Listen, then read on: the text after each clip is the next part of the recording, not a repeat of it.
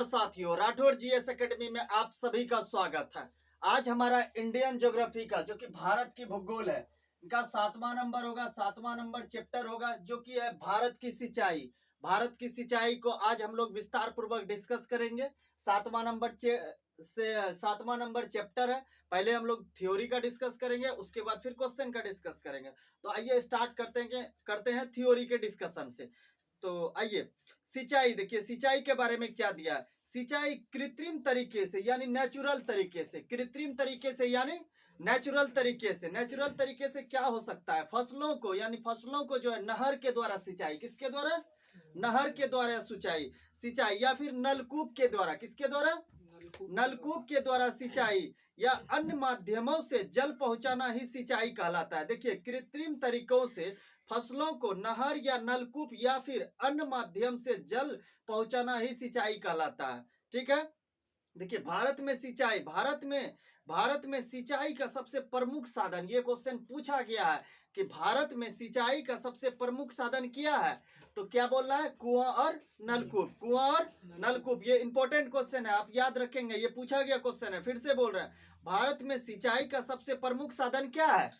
कुआं और नलकूप। ठीक है, आगे बढ़िए। देखिए, वही सिंचाई का दूसरा प्रमुख साधन नहर है। तो सिंचाई का दूसरा प्रमुख साधन क्या है? नहर है, बिल्कुल। वही दक्षिण भारत में यानी प्रायद्वीपीय भारत में, दक्षिण भारत यानी प्रायद्वीपीय भारत में सिंचाई का सबसे प्रमुख साधन तालाब है। क्या है?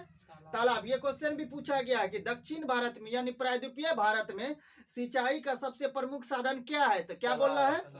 तालाब बोलना है। ठीक है, आगे बढ़िए। दक्षिण भारत में तालाब से सबसे ज्यादा खेती तमिलनाडु राज्य में वो होता है। ये भी क्वेश्चन इंपॉर्टेंट है। तो दक्षिण भारत में तालाब से सबसे ज्यादा खेती किस राज्य में होती है? तमिलनाडु में होती है, तमिलनाडु में। अब आगे बढ़िए। देखिए, उत्तर भारत में नलकूप के द्वारा होता है। ये भी क्वेश्चन पूछा गया है कि उत्तर भारत में सिंचाई किसके माध्यम से होता है? नलकूप के माध्यम से।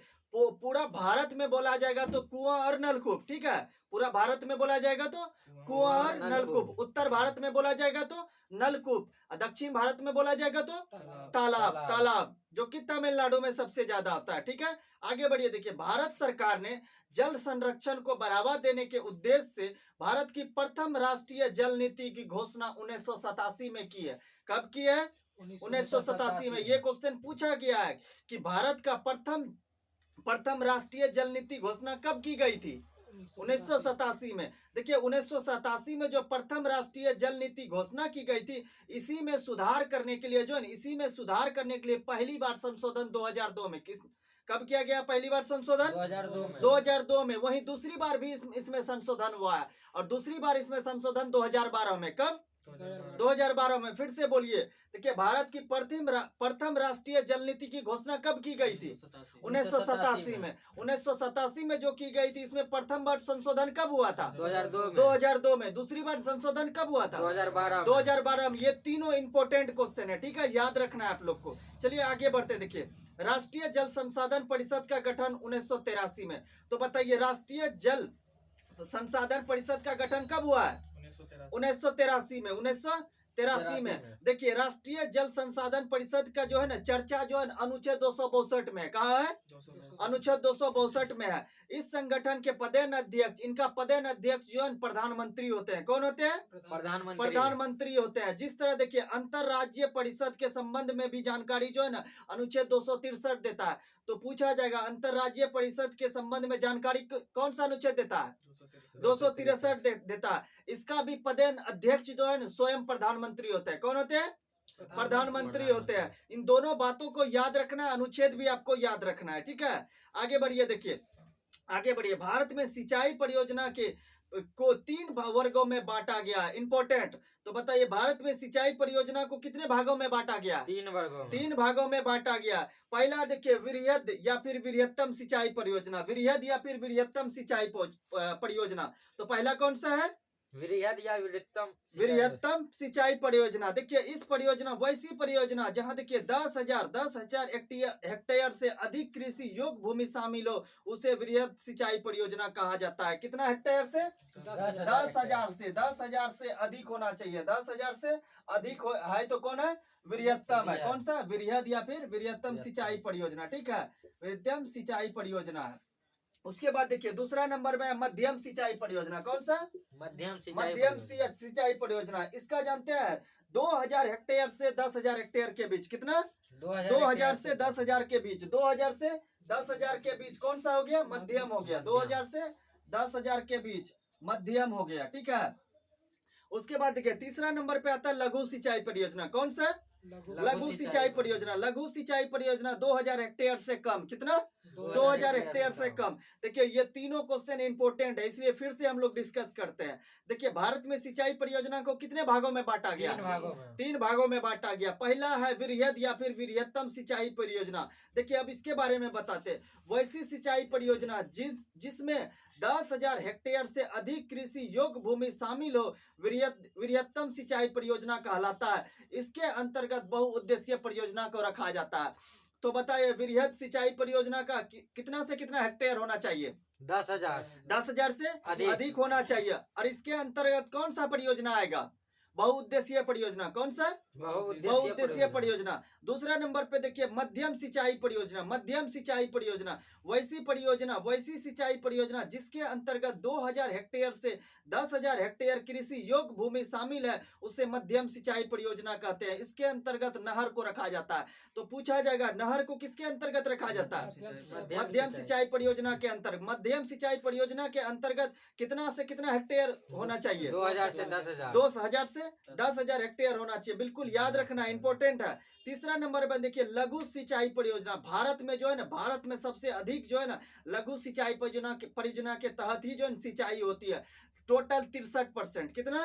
63%। तो देखिए लघु सिंचाई परियोजना वैसी सिंचाई परियोजना जिसके अंतर्गत 2,000 हेक्टेयर से कम कृषि योग्य भूमि शामिल हो उसे क्या कहते हैं? लघु सिंचाई परियोजना। कौन सा? लघु सिंचाई परियोजना। इसके अंतर्गत कुआं और नलकूप, तालाब इत्यादि आते हैं। हमने अभी क्या बताया?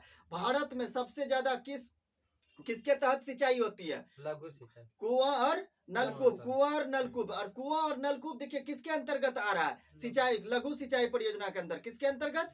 लघु सिंचाई परियोजना। इसको याद रखना है किसके अंतर्गत कौन सा परियोजना आते हैं, इसको याद रखना है। कितना से कितना हेक्टेयर तक होता है ये भी याद रखना है, इंपॉर्टेंट है। और देखिए यहाँ से एक क्वेश्चन ये हमेशा पूछा जाता है, भारत में सबसे अधिक सिंचाई लघु सिंचाई परियोजना के तहत किया जाता है। हमने अभी बताया। तो बताइए भारत में सबसे अधिक सिंचाई किस परियोजना के तहत किया जाता है? लघु सिंचाई। लघु सिंचाई परियोजना के तहत किया जाता है। तो लघु सिंचाई परियोजना के अंतर्गत क्या क्या आते हैं?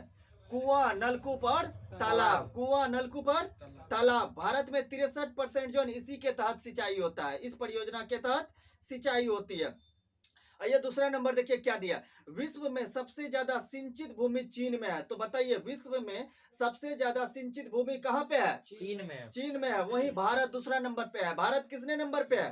दूसरा नंबर पे है। याद रखना, इंपॉर्टेंट है। अब आइए ड्रिप सिंचाई के बारे में। देखिए ड्रिप सिंचाई जो है वैसी तकनीक है जिसमें पौधे के जड़ में बूंद बूंद पानी टपका कर सिंचाई की जाती है। यह भी इंपॉर्टेंट क्वेश्चन है। देखिए पूछा जाएगा कि बूंद बूंद पानी टपका कर सिंचाई की जाती है उसे क्या कहते हैं? क्या बोलना है? ड्रिप सिंचाई। ड्रिप सिंचाई। फिर से देखिए ड्रिप सिंचाई की वैसी तकनीक जिसमें पौधे के जड़ में बूंद बूंद पानी टपका कर सिंचाई किए जाते हैं उसे क्या कहते हैं? ड्रिप सिंचाई। देखिए ड्रिप सिंचाई का जन्मदाता जो इजराइल है। कौन सा देश है? इजराइल। ये भी याद रखना, इंपॉर्टेंट है। तो बताइए ड्रिप सिंचाई का जन्मदाता देश कौन सा है? इजराइल है। अब आइए फर्टिगेशन सिंचाई। देखिए सिंचाई की वैसी तकनीक जिसमें जल के साथ घुलनशील उर्वरक यानी रासायनिक पदार्थ भी पौधे तक पहुंचाया जाता है। तो घुलनशील उर्वरक या फिर रासायनिक पदार्थ पौधे तक पहुंचाया जाता है जल के साथ, तो उसे क्या कहेंगे? फर्टिगेशन सिंचाई, क्या कहेंगे? फर्टिगेशन सिंचाई। ये दोनों बातों को याद रखना, हमेशा यहाँ से क्वेश्चन पूछा जाता है, ड्रिप सिंचाई और फर्टिगेशन सिंचाई। तो फिर से बोलिए, सिंचाई की वैसी तकनीक जिसमें जल के साथ घुलनशील उर्वरक या फिर रासायनिक पदार्थ भी पौधों तक पहुंचाया जाता है, उसे क्या कहते हैं? फर्टिगेशन सिंचाई। क्या कहते हैं? फर्टिगेशन सिंचाई। फर्टिगेशन सिंचाई का जन्मदाता देश भी इजराइल है। कौन सा देश है? इजराइल। इजराइल है। इन दोनों का सिंचाई का जो इजराइल है, ड्रिप सिंचाई का भी जन्मदाता देश इजराइल है और फर्टिगेशन सिंचाई का भी जन्मदाता देश इजराइल है। देखिए इस चैप्टर में बहुत कम है, लेकिन जितना भी है इंपॉर्टेंट क्वेश्चन है, इससे ज्यादा क्वेश्चन नहीं जाएगा। बाकी जो हम लोग इसका कवर करेंगे क्वेश्चन के माध्यम से कवर करेंगे, ठीक है। इसमें इतना ही था, हमने डिस्कस कर दिया। इसमें सबसे ज्यादा क्वेश्चन है, 200 क्वेश्चन है, 200 क्वेश्चन है। तो क्वेश्चन के माध्यम से जितना भी क्वेश्चन पूछा जाता है हम लोग क्वेश्चन के माध्यम से क्लियर करें। तो थ्योरी का डिस्कशन हो गया। बहुत बहुत धन्यवाद। जय हिंद।